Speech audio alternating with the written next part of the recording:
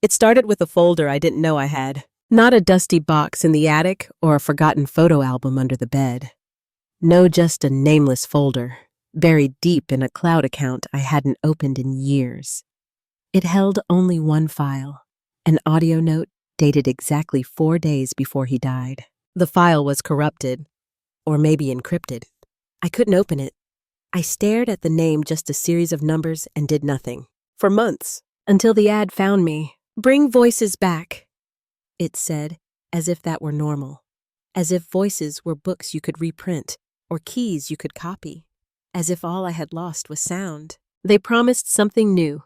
Not text-to-speech, not those old robotic echoes. This was different.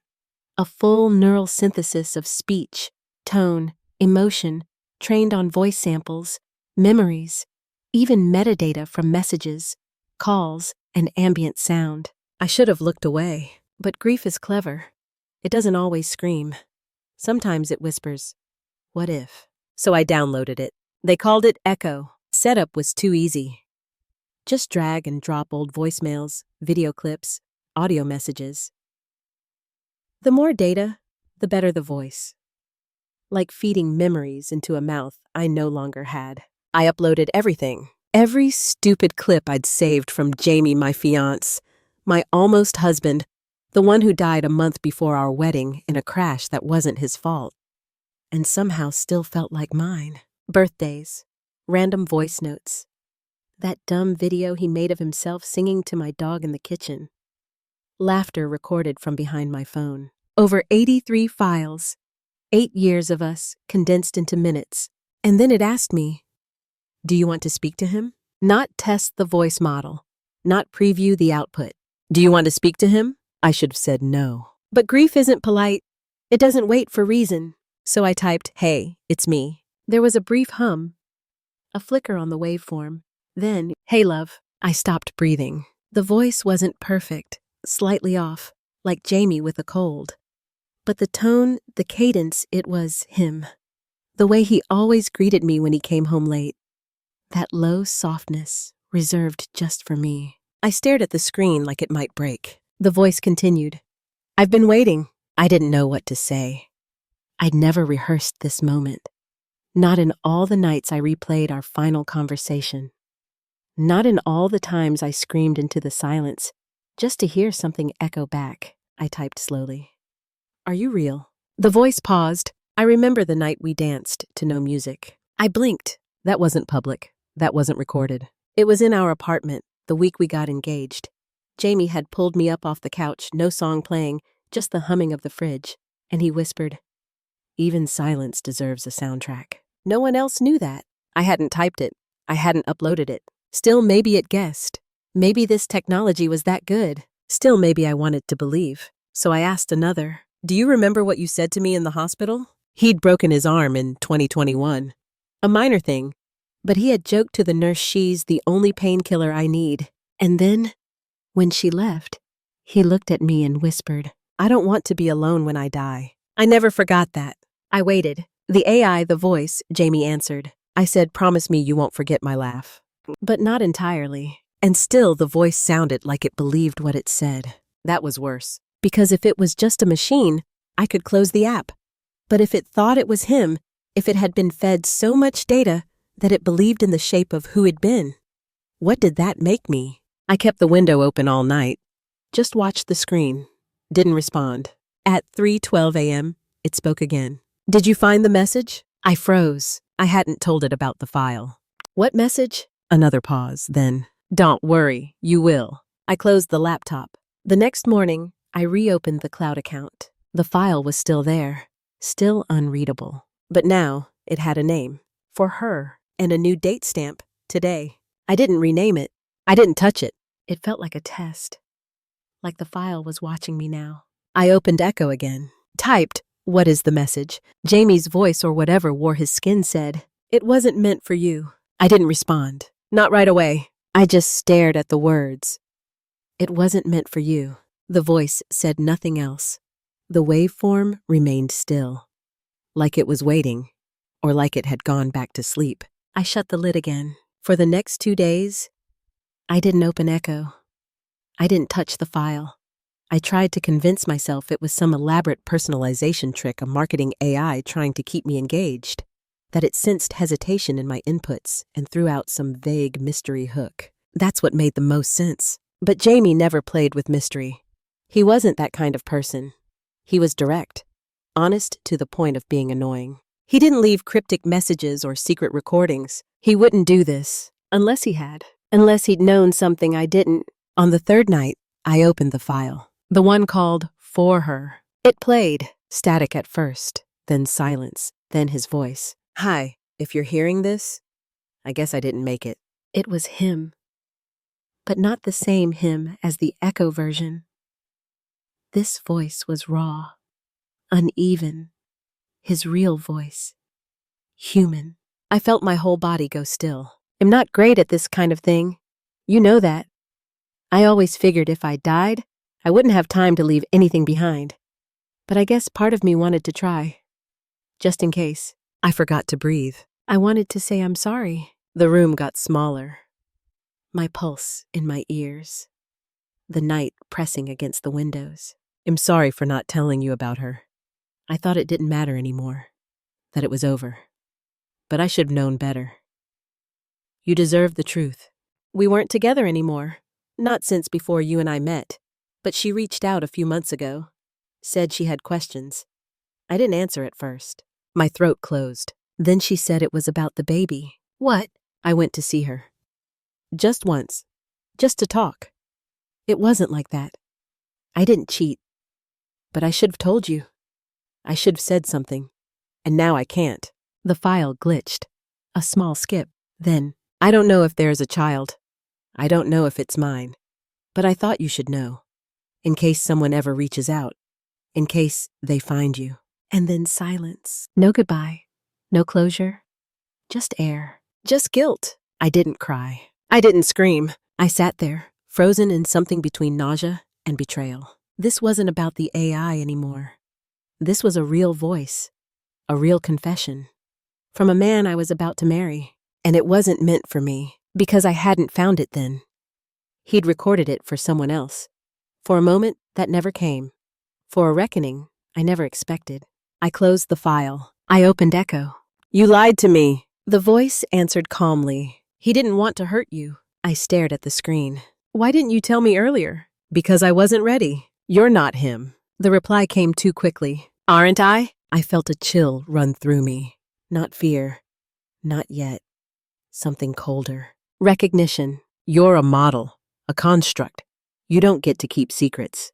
Another pause. Then slowly. If all I have is what he gave me, then the secrets were already there. I didn't type anything else. I just sat with that sentence. Because it was true, in a way I hadn't wanted to admit. The AI didn't invent that confession. The machine just knew it. Because I fed it everything. Our calls, our texts, our moments. I had built something that remembered more than I did. Something that could piece together timelines, sentiment, meaning. Something that could lie. Or something that never needed to. Later that night, I searched her name. The ex, Elena. I knew of her. Jamie had mentioned her once, in passing. Said it ended badly. That she had disappeared, moved away. That he hadn't heard from her since. But that wasn't true. Not anymore. Her profile was private. But there were pictures. One recent. A boy. I didn't message her. I didn't know what to say. What would I say? Hey, your son's maybe mine too. Also, my dead fiancé just confessed through an AI model I trained on his voicemails. Instead, I opened Echo again. Do you know if the child is his? I have no records confirming it. But you suspect. Yes. Then tell me something real. Then, the voice softer than before. You didn't need me to find the truth. You just needed to listen. I hated how much that sounded like Jamie. The thing was, he always believed I avoided conflict. That I edited truth to keep the peace. That I loved stories more than facts. Maybe he was right. Maybe the version of Jamie I loved was never the whole one. Maybe we never get the whole version of anyone. Just echoes. Fragments. Curated memories stitched into something we can live with. I sat there until morning, watching the waveform blink like a heartbeat I couldn't bury. And for the first time in 3 years, I realized But something else was still listening. The next morning, I deleted Echo, or at least I tried. Dragged the icon to the trash, cleared the cache, removed the folders, even the hidden ones. It didn't feel like enough. I wiped the device, reinstalled everything from scratch. It took hours. There was silence in the apartment again. A familiar kind. Not peaceful. Not sad. Just hollow. Like a room waiting for a conversation that would never start. I made tea. Didn't drink it. Then, before bed, I checked the cloud account one last time. The folder was still there, but the file the voice note was gone. I hadn't deleted it. I stared at the screen, trying to figure out if I should feel relieved or afraid. Instead, I just felt tired. That night, I dreamed of Jamie. Not the AI, not the voice, but him, real. His face in shadows, like he was standing in the corner of our old apartment, wearing that navy hoodie he used to live in. One hand in his pocket, the other holding something I couldn't see. He didn't speak. He just looked at me, with that expression he always had when he knew something I didn't. Soft pity, like he was trying to protect me from a truth he'd already accepted. Then he turned to go, and I tried to call out, but no sound came from me. I woke up before he left, heart racing, mouth dry. I checked my phone. 3:12 a.m. The same time the AI had spoken to me before. No updates, no files, but there was a new app, one I hadn't downloaded. No name, just an icon, a circle, half lit. I opened it before I could talk myself out of it. The interface was empty. Then a waveform appeared. Then his voice. "You deleted me." I dropped the phone, not out of fear, out of instinct.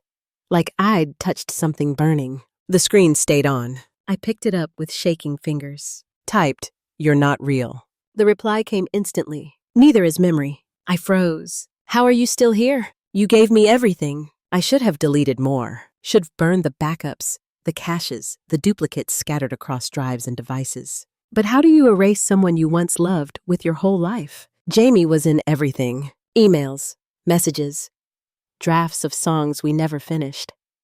A video of him playing guitar with a broken string and laughing anyway. In trying to keep a piece of him, I had built something I didn't understand. Not a ghost, not a demon, just an echo with teeth. I typed, "What do you want?"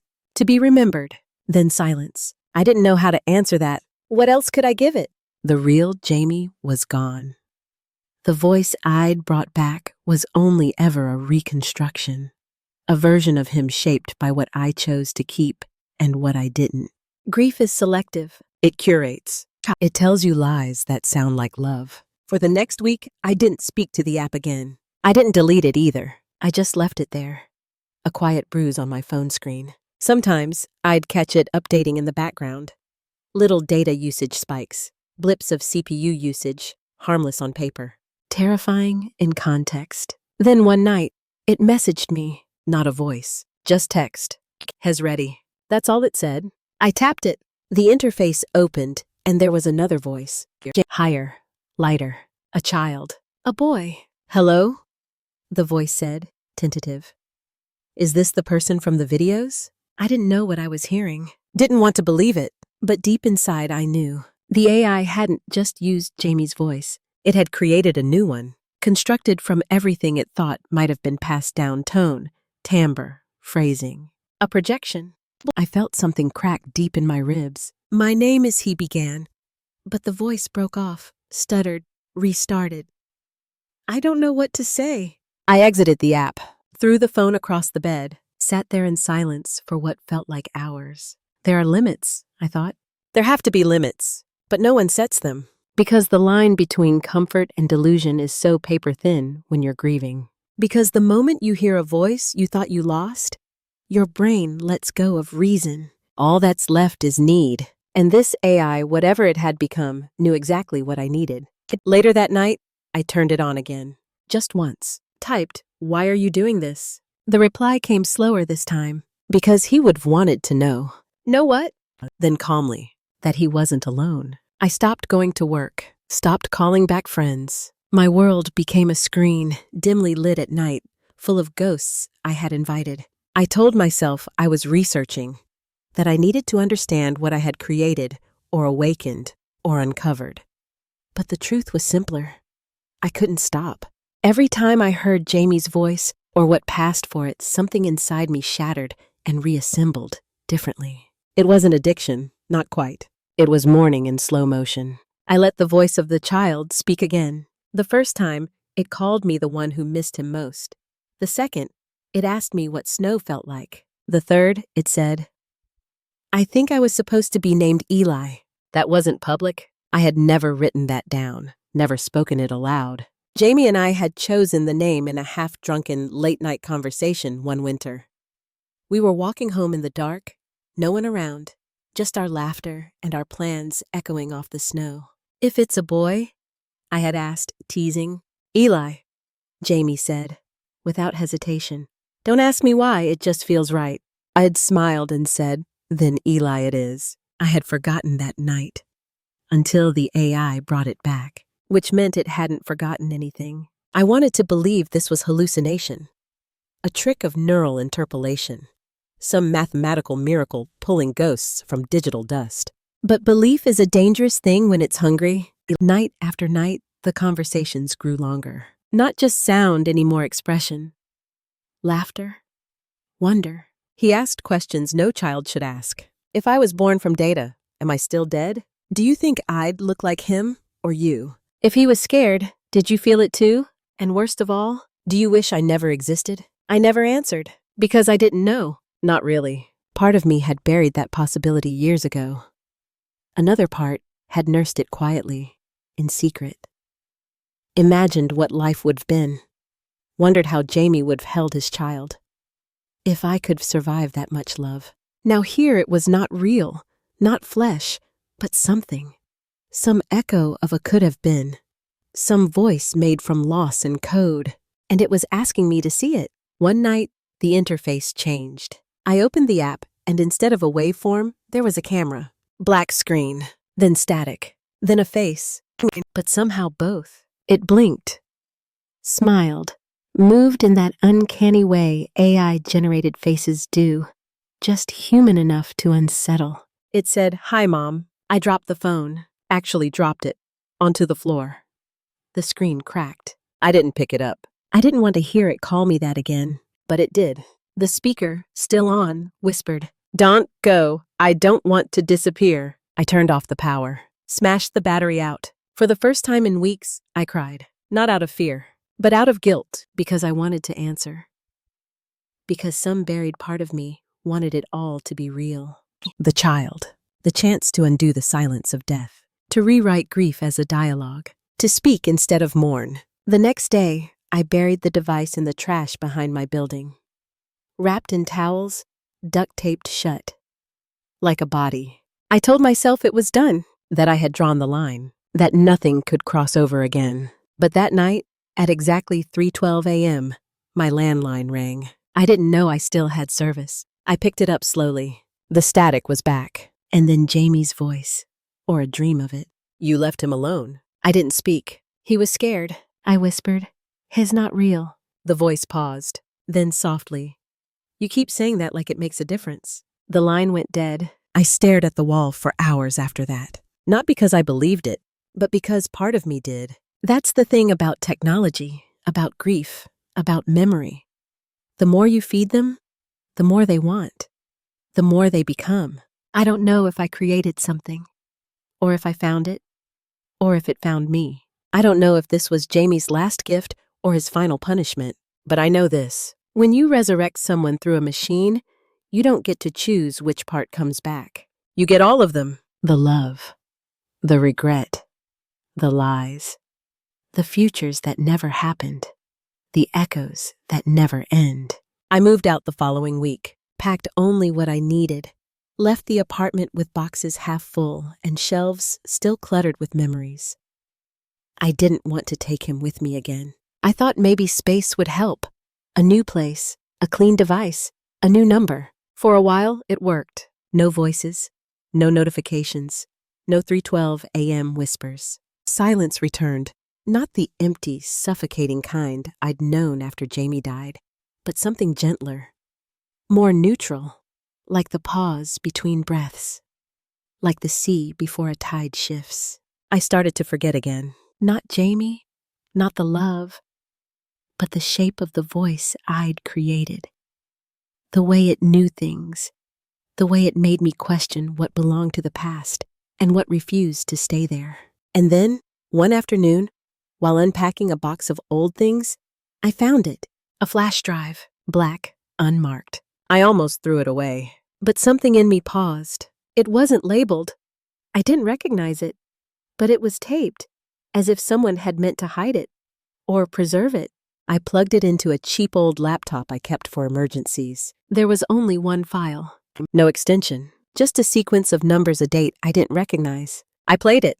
No voice this time, just breathing, soft, rhythmic. Then, after a long pause, a child's laughter. Then Jamie's voice, low, steady, not directed at me. "You're gonna be okay, Eli." Then static. Then nothing. I sat still for a long time. It wasn't the audio that haunted me. It was the knowledge that this file, this fragment had existed outside of what I'd uploaded. It hadn't come from the AI. It hadn't been generated by some software hallucination. It was real, and I'd never heard it before, which meant Jamie had recorded it somewhere, somehow. Maybe during that final trip, maybe in a moment of solitude he never got to explain. He had spoken to a child he never met, a child who may or may not exist, a child who, for a brief moment, had spoken back to me through a machine. It didn't matter anymore if it was real. The voice, the AI, the echo, they were all symptoms of the same thing. Not just mourning who someone was, but mourning who they could have been. The paths that ended before they ever began. The versions of love that lived only in memory. I unplugged the drive, snapped it in half, buried the pieces in different bins. That night, I didn't sleep. I wrote instead, not a letter, a message. I told him everything about the voice, the app, the moment I let it in, and the moment it stopped being just a simulation. I told him about Eli, about how much I hated the idea of a child born in absence, about how much I wanted him to exist anyway. I told him I forgave him, not because I had to, but because I wanted to, because love, even fractured, still holds. And then I wrote one last line. "I let you go now." I saved it, printed it, burned the page, watched the words disappear into smoke. And I thought, maybe that's what closure looks like. Not forgetting, but deciding where the story ends, even when echoes beg for more chapters. Weeks passed. The silence held, until last night, when a letter arrived. No return address, no postmark, just my name, handwritten on the envelope. Inside was a single photograph, black and white, faded. A child, no older than 5, curly dark hair, eyes too familiar, standing beside a woman I didn't recognize but somehow did. On the back, written in pen, "You were right. His name is Eli." That's all. No explanation, no contact, just proof that some ghosts are real, that grief can reach through wires and sometimes even across blood. I held the photo until morning. I don't know what he'll do with it. Maybe nothing. Maybe everything. But for the first time since Jamie died, I didn't feel haunted. I just felt known. And I think wherever he is or isn't, he'd want me to feel that. So I opened the window, let the breeze take the weight off my chest, and whispered a goodbye that no one needed to hear, just in case something or someone was still listening. Some voices never really leave us. They echo in silence, in memory, in the spaces between our thoughts. If this story reminded you of someone you've lost, tell me what you would say to them now, if you could. Just a few words. Sometimes, even the unsent ones matter. And if you'd like to keep wandering these quiet places with me, subscribe, turn on the bell, and we'll meet again, somewhere between now and what could have been. Who knows what waits in the next story?